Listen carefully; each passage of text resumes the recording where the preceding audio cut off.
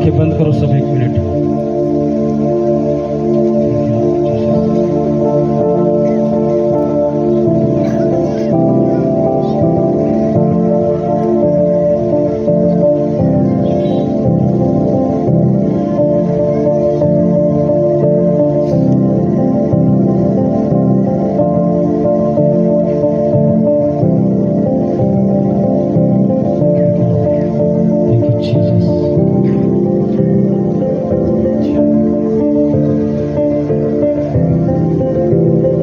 प्रभु यीशु मसीह के नाम से सब कहो आमीन।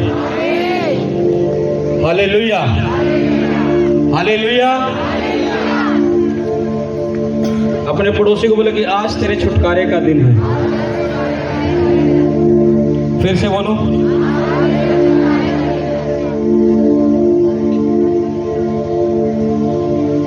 अगर एक व्यक्ति को अपने जीवन में छुटकारा चाहिए, उसे कभी शक नहीं करना चाहिए और ना ही कभी संदेह करना चाहिए और ना ही कभी डरना चाहिए। जो व्यक्ति शक करता है, जो व्यक्ति संदेह करता है, जो व्यक्ति डरता है, आप हो सकता है परमेश्वर की हजूरी में हो सकता है आपके लाइफ में परमेश्वर की उपस्थिति हो सकता है परमेश्वर की उपस्थिति में चलकर भी आप डूब रहे हो। इस बात की कोई गारंटी नहीं है कि एक व्यक्ति जो परमेश्वर की उपस्थिति में है वो नहीं डूबता, लेकिन डूबता कौन है? अपने पड़ोसी को बोलो कि जो डरता है और जो शक करता है। एक शक करने वाला व्यक्ति, एक डरने वाला व्यक्ति, चाहे वो परमेश्वर की उपस्थिति में क्यों ना हो, चाहे उसके जीवन में परमेश्वर की उपस्थिति क्यों ना, वो फिर भी डूब जाएगा।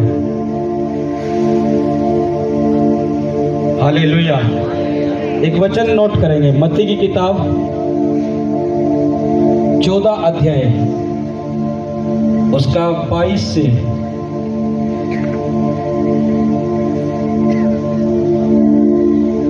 पढ़ेंगे हम। तब उसने तुरंत अपने चेलों को नाव पर चढ़ने के लिए विवश किया कि वे उससे पहले पार चले जाएं, जब तक वह लोगों को विदा करे। इसका 22 से सब कलीसिया नोट कर लो एक बार इस वचन को। मत्ती 14 अध्याय उसका 22 से 30 तक, 31, इसका 31 भी कर लेना, नोट करो, अब पढ़ो। तब उसने तुरंत अपने चेलों को नाव पर चढ़ने के लिए विवश किया कि वे उससे पहले पार चले जाएं, जब तक वह लोगों को विदा करे। वह लोगों को विदा करके प्रार्थना करने को अलग पहाड़ पर चला गया और सांझ को वह वहां अकेला था। उस समय नाव झील के बीच लहरों से डगमगा रही थी, क्योंकि हवा सामने की थी।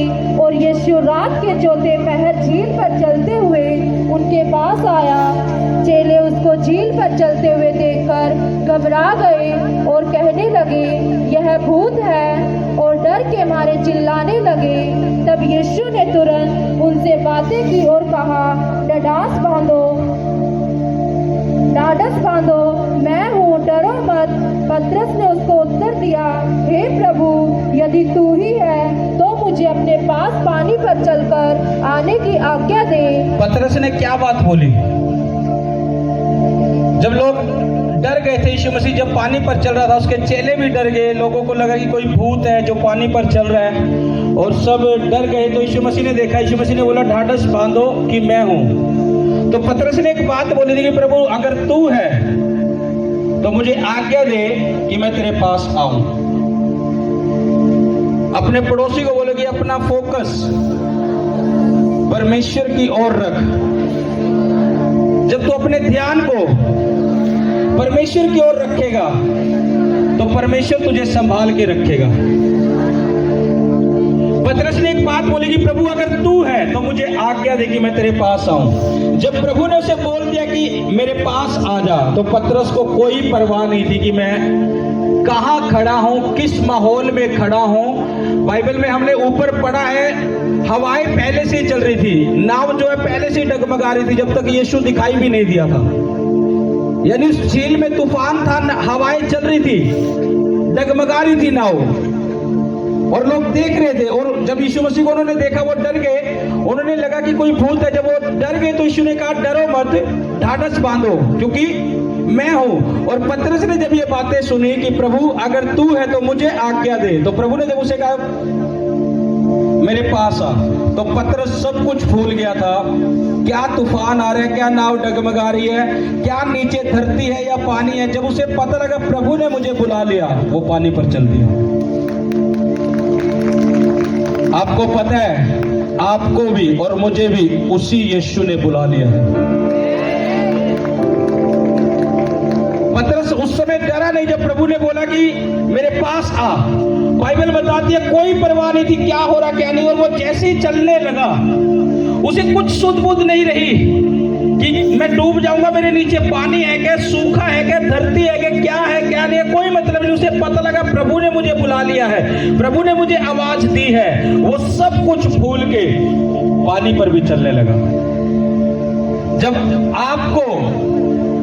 जब परमेश्वर ने हमें बुलाया है तो हमें याद रखना है कि सब चीजें हमारे पांव के नीचे हैं। कोई क्लेश, कोई तूफान, कोई आंधी मायने नहीं रखता। कहां गई वो हवाएं, पतरस पानी पर चला। कहां गया वो तूफान जिसमें नाव अच्छे से नहीं चल पा रही थी। सोचो, बाइबल में हमने पढ़ा कि नाव जो है डगमगा रही थी, इतनी तेज हवाएं थी कि नाव भी अच्छे से नहीं चल पा रही थी। सोचो, पतरस का वो हवाएं बाल भी बांका नहीं कर पाई, पतरस पानी पर चला। जब एक व्यक्ति का ध्यान प्रभु यीशु मसीह की ओर हो लेता है और जब वो पूरी तरह से प्रभु को देखकर चलता है, उसके आसपास कुछ भी होता रहे, उसका बाल भी बांका नहीं कर सकता। पतरस कब डूबा पतरस? जब पानी पर वो चल रहा, प्रभु यीशु मसीह की ओर देख रहा, प्रभु ने मुझे बुलाया है, वो देखकर चलता रहा, लेकिन हवाएं तेज थी। पतरस का ध्यान जैसे प्रभु यीशु मसीह की ओर से हटा और तूफान की ओर लगाया, उसके अंदर वो डर आया, वो बातें आई कि ये तूफान मुझे डुबो देगा, और लिखा उसी टाइम वो डूबने लग गया। और कब डूबा? परमेश्वर की उपस्थिति में डूबा। कब डूबा? यीशु मसीह वही था कि नहीं? वही, लेकिन फिर भी डूब गया। कब डूबा? जब खुदा की उपस्थिति भी है उसके जीवन में, वो देख भी रहा है यीशु मसीह को, लेकिन उसने अपना ध्यान हटाकर जैसी हवाओं की ओर देखा। जब एक विश्वासी अपनी प्रॉब्लम को ज्यादा देखने लग जाए और यीशु मसीह से ध्यान कम कर ले, वो डूब जाता है। जब आपका ध्यान आपकी बीमारी की ओर ज्यादा लगा, आपका ध्यान आपके दुष्ट आत्मा की ओर ज्यादा लगा, आपका ध्यान आपके हालातों की ओर ज्यादा है, प्रभु की ओर कम है, चाहे तुम कितना प्रभु की उपस्थिति में हो, डूबने लग जाओगे। पतरस भी डूबा, प्रभु यीशु मसीह वहीं थे। वो बात एक अलग है, प्रभु ने बाद में हाथ बढ़ाया और उसे खींच लिया।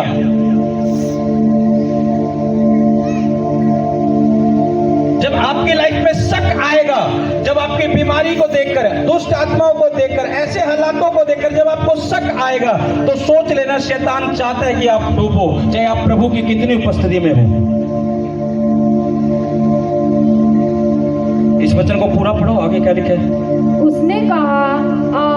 तब पतरस नाव पर से उतरकर यीशु के पास जाने को पानी पर चलने लगा, पर हवा को देखकर डर गया, और जब डूबने लगा तो चिल्लाकर कहा, हे प्रभु मुझे बचा। यीशु ने तुरंत हाथ बढ़ाकर उसे थाम लिया और उससे कहा, हे अल्पविश्वासी, तूने क्यों संदेह किया? क्यों शक किया तूने कि ये तूफान तुझे डुबो देगा? क्यों डरा तू? क्यों शक किया? ये बीमारी तुझे मार देगी, ये कर्जा तुझे मार देगा, दुष्ट आत्मा तुझे मार देगी, क्यों शक किया? पतरस से प्रभु जवाब पूछ रहा, क्यों शक किया तूने? तो मेरी उपस्थिति में चलकर भी डूब रहा है, मेरी उपस्थिति तेरे जीवन में तब भी तू डूब रहा है, क्यों? उसे बोला तेरा विश्वास कहां था? क्योंकि पतरस की लाइफ में शक आ गया। आज लोगों की लाइफ में हो सकता है बहुत से छुटकारे इसलिए रुक रहे हो सकता है तुम्हारे रिश्तेदार, तुम्हारे पड़ोसी तुमसे बात कर रहे हो और तुम्हारे अंदर शक आ रहा हो। वो तुमसे कह रहे होंगे तुम्हारे जीवन में अब तक क्या हुआ, तुम्हारी लाइफ में अब तक क्यों नहीं छुटकारा, तुम्हारे ये रोग बीमारी क्यों नहीं गए। हो सकता है वही बातें जो शैतान तुमसे कह रहा है और तुम्हारे अंदर शक को पैदा कर रही हो। क्योंकि शैतान वचन को अच्छे से जानता है कि कैसे एक विश्वासी को गिराया जा सकता है। क्योंकि बाइबल में लिखा है, शैतान को भी, आपको पता है शैतान को पूरी बाइबल की नॉलेज है, सब एक एक वचन उसे पता है बाइबल का। शैतान को पता है आपको, जब यीशु मसीह के पास आया था, यीशु मसीह को भी गिराने के लिए आया था, वचनों के द्वारा आया। जब यीशु मसीह 40 दिन के उपवास में चल रहा था तो बोला, जब यीशु मसीह थक कर हार गए, बैठ गए और उस यीशु मसीह को बोलने लगा, कह रहे कि इस पत्थर को बोल कि रोटी बन जाएगी। उसे परख रहा कि तू परमेश्वर का पुत्र है तो इस पत्थर को बोल। लोग बोलेंगे क्या तू यीशु मसीह को मानने वाला, क्या हुआ तेरे जीवन में, क्या तू यीशु मसीह को मानने वाला, अब तक तेरी लाइफ में छुटकारा क्यों नहीं आया। जितनी बातें तुम सुनते जाओगे उतना शक पैदा होगा और शक आएगा, पार उतर नहीं सकते।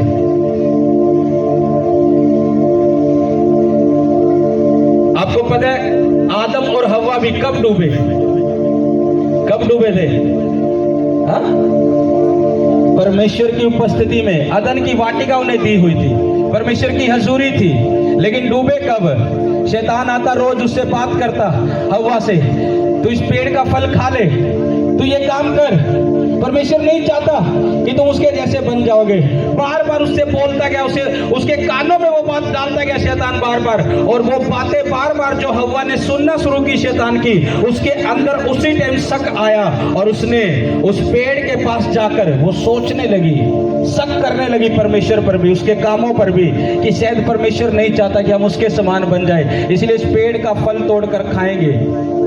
और अपने पति को भी दिया उसने, किसके कारण? शक के कारण। और क्या हुआ? जब परमेश्वर आया वो श्रापों में गए, परमेश्वर से श्राप उन्होंने लिए। कब डूबे? परमेश्वर की हजूरी में, उपस्थिति में। अदन की वाटिका उन्हें दी हुई थी। आज एक विश्वासी को अपने जीवन को चेक करना है कि मेरा डूबने का कारण क्या हो रहा है। मेरा डर तो नहीं है, मेरा शक तो नहीं है, मैं संदेह तो नहीं कर रहा हूं, मैं परमेश्वर की उपस्थिति में भी हूं फिर भी डूब रहा हूं। डूब सकते हो अगर शक और संदेह होगा। वो बात की है कि परमेश्वर बचा लेगा, लेकिन उससे पहले डूब सकते हो। पतरस डूबा, आदम और हव्वा उन श्रापों में डूब गए। परमेश्वर की उपस्थिति में, परमेश्वर के इतने नजदीक रहने के बाद, जिनसे परमेश्वर बातचीत करता था आमने सामने,